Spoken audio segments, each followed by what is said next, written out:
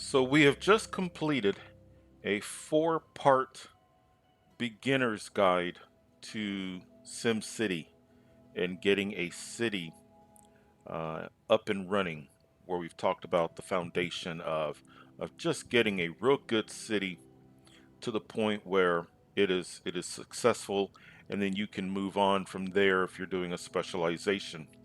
What I wanted to do is I wanted to do a wrap up, a next steps. There's just a couple of things that as I looked at the last four episodes or the four parts that we did, a few things that I just wanted to touch upon. But the first thing that I want to say is, as far as next steps are concerned, as you can see, the city is still here. I've not deleted this city. I've not deleted the region. I've still got it. When I do this, I'm doing it from my vantage point. So, from your vantage point, if there is a question or if there's something that you'd like for me to address, please say so in the comments. I'm more than happy to do additional videos. Let me know if you want to do another episode or so where we actually do a specialization here, or we work on a great work. What is it that you're wanting some assistance with or wanting us to work on in this beginner's guide? And I'm happy to continue that. While you are working on this city and while we're deciding whether or not we're going to be taking next steps, don't forget there is several series. I have a Understanding SimCity. I have a SimCity 101 that goes over a lot of these topics, and sometimes in even more detail than when we're just creating a city.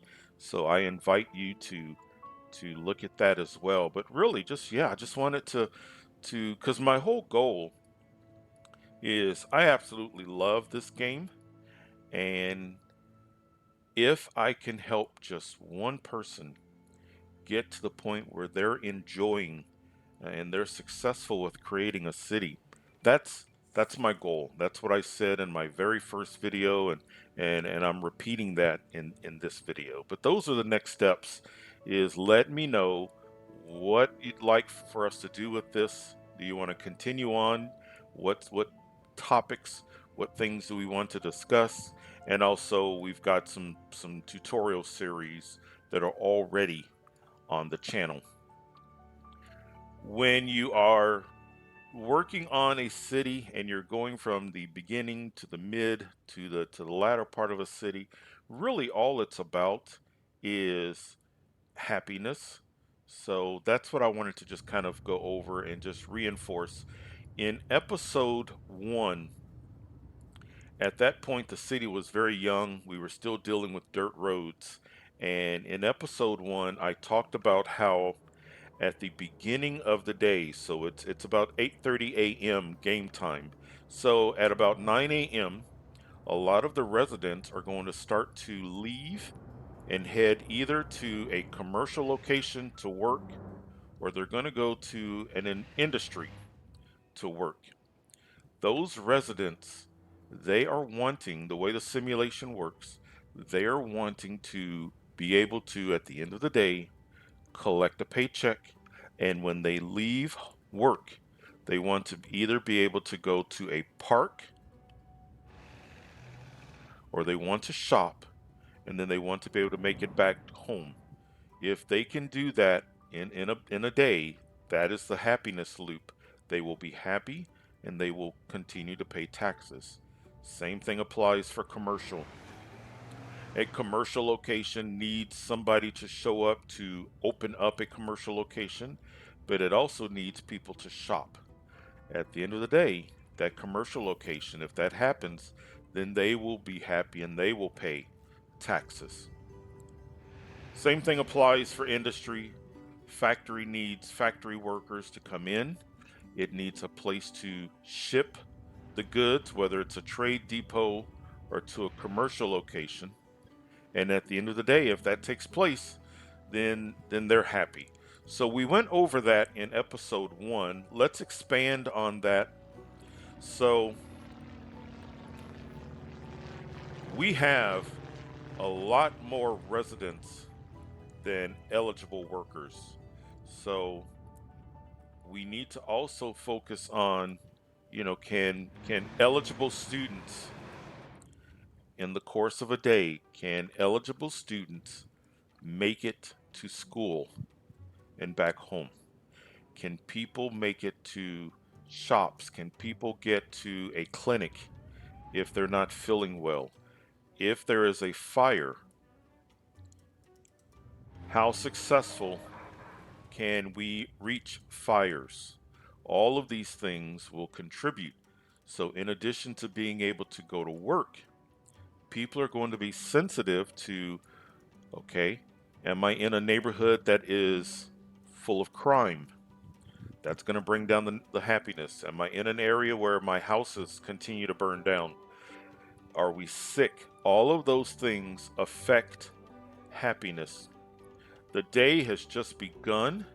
We have garbage trucks going out to collect garbage, and you can see the indicator for garbage.